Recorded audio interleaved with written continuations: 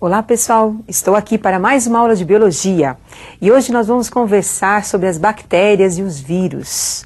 As bactérias, que são seres procariontes, apresentam uma célula primitiva, uma célula que não tem um núcleo organizado. E é sobre as bactérias que nós vamos iniciar a nossa aula. Observe então a estrutura bacteriana.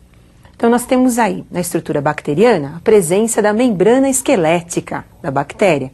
Vai dar resistência à bactéria, também conhecida como parede celular bacteriana. Em seguida, um outro envoltório, a membrana plasmática da bactéria e a região interna celular, o hialoplasma, onde nós vamos encontrar a presença da cromatina, material genético da bactéria, e dos ribossomos, estrutura responsável pela síntese das proteínas das bactérias. Em detalhes aí, o material genético da bactéria. Então nós temos o DNA e o plasmídio, que é um DNA independente. O plasmídio é utilizado pela engenharia genética para a produção da insulina humana. Os laboratórios utilizam essa molécula de DNA para a produção de várias substâncias proteicas, entre elas, como já citei, a insulina. Então as bactérias, elas são utilizadas na produção de substâncias, como a insulina, como já citei, e também são utilizadas na produção do processo de fermentação dos alimentos. Bactérias, elas têm uma importância. Além de serem utilizadas comercialmente, nós vamos encontrar bactérias decompositoras, que são aquelas que realizam a reciclagem da matéria orgânica, um papel fundamental para o ecossistema. Então, quando o animal morre, quando uma planta morre, então os cadáveres, os restos desses animais, ou mesmo os órgãos que entram em decomposição, quem realiza esse processo de reciclagem da matéria são as bactérias, chamadas de bactérias decompositoras. Nós temos também as bactérias simbióticas, que realizam processos no nosso organismo, por exemplo, as bactérias intestinais, que ajudam na fixação de nutrientes e no processo de digestão. Nos ruminantes, como a vaca, a cabra, nós também vamos encontrar bactérias simbióticas ajudando no processo da digestão. Então, pessoal, bactéria é um ser vivo muito importante, porque além de participar nas indústrias e também participar no processo de reciclagem, ela é um agente etiológico de várias doenças. O que é isso? É um agente que pode causar muitas doenças, patogenias, principalmente a espécie humana. E agora nós vamos conhecer algumas formas bacterianas. Então nós temos a forma coco, uma forma esférica, como vocês estão observando. 2 cocos, então eu tenho aí um diplococcus. Depois eu tenho a forma de bacilo, a forma de vibrião e a forma de espirilo.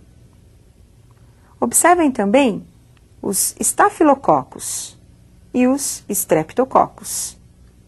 Entre os parasitas que nós encontramos na nossa espécie, que estão parasitando, causando doenças na espécie humana, nós vamos encontrar a meningite, que é uma doença causada por um diplococcus, por exemplo. Cólera é uma outra doença causada por um vibrião, aquela forma que nós acabamos de observar nas bactérias. Então agora nós vamos mostrar as principais doenças causadas por bactérias. Acompanhe, por favor. Então, doenças causadas por bactérias, nós temos lá coqueluche, tosse comprida, a difteria, tétano, febre tifoide, gonorreia e a sífilis. Lembrando que a gonorreia e a sífilis são doenças transmitidas sexualmente. Então, são doenças que vão ser transmitidas através da relação sexual.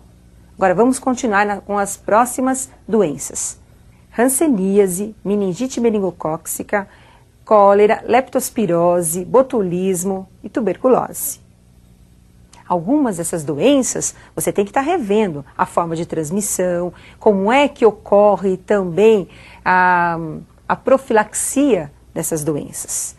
E os vírus? Aonde que nós vamos encaixar os vírus? Os vírus pertencem a um outro grupo, ao grupo dos acelulares. Então vamos lembrar a estrutura viral? Observem. Então nós temos aí glicoproteínas e lipídios formando o capsídio. O capsídio é o envoltório, protetor dos vírus. Nós temos agora o material genético dos vírus. Nesse exemplo, nós temos o material genético que é o ácido ribonucleico, o RNA. E aí a presença de uma enzima importante, conhecida como transcriptase reversa. Então, o nosso exemplo, o vírus tinha RNA. Mas nem todos os vírus apresentam o RNA, o ácido ribonucleico. Existem vírus que apresentam apenas o DNA, que é o ácido desoxirribonucleico, e o capsídeo. Então percebam que é uma estrutura muito simples. Como os vírus são parasitas obrigatórios, eles vão necessitar sempre de uma outra célula para a sua reprodução. E agora nós vamos conhecer um pouquinho sobre essa reprodução viral. Então observem agora a reprodução dos vírus da AIDS, do HIV. Então nós temos aí a estrutura do HIV. O vírus da AIDS, também conhecida como SIDA, né? Esse vírus apresenta o material genético, o RNA. Envolvendo o material genético, então nós temos o capsídeo, um envelope protetor também. Lembrando que esse vírus, devido à presença do RNA, ele é chamado de retrovírus.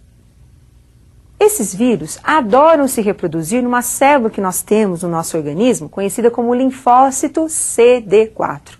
É o general que cuida de toda a nossa defesa imunológica. O CD4, ele apresenta uma proteína, como vocês estão observando o CD4, tem a membrana celular, o seu DNA, o seu núcleo. Então nós vamos encontrar o material genético dessa célula. O HIV, ele acaba se ligando, o processo que nós chamamos de adsorção, ao linfócito CD4. Após a sua ligação, o RNA, ele abandona o seu capsídeo, entra na célula do linfócito CD4 e inicia o seu processo de multiplicação. Com a ajuda da transcriptase reversa, sua enzima, ele acaba produzindo um DNA modificado. Esse DNA modificado, produzido agora, vai ser absorvido pela célula, pelo núcleo da célula parasitada, e com isso nós vamos ter agora a formação de um DNA modificado no interior do núcleo do nosso linfócito. Utilizando a maquinaria da célula parasitada, então agora o nosso DNA viral passa a se reproduzir, formando cópias desse DNA modificado, produzindo seus capsídeos, dando origem então a novas formas aí de HIV. Esse HIV agora abandona a célula parasitada e vai agora parasitar outras células, multiplicando-se no interior dessas novas células. E agora um detalhe especial para vocês não esquecerem, eu tenho o DNA do linfócito, o DNA do nosso glóbulo branco, e você tem o DNA pirata, o DNA do HIV, aderido a esse linfócito, ao DNA do linfócito. E com isso, nós vamos ter a reprodução viral. Então, após a reprodução, o HIV agora abandona os linfócitos, cai na corrente sanguínea e vai ser encontrado nas secreções do corpo, no caso, nas secreções vaginais, no esperma, mas também encontramos o HIV nas células do sistema nervoso. Ele gosta muito também dessas células para sua reprodução? Não, só nos linfócitos, mas ele é encontrado no seu interior.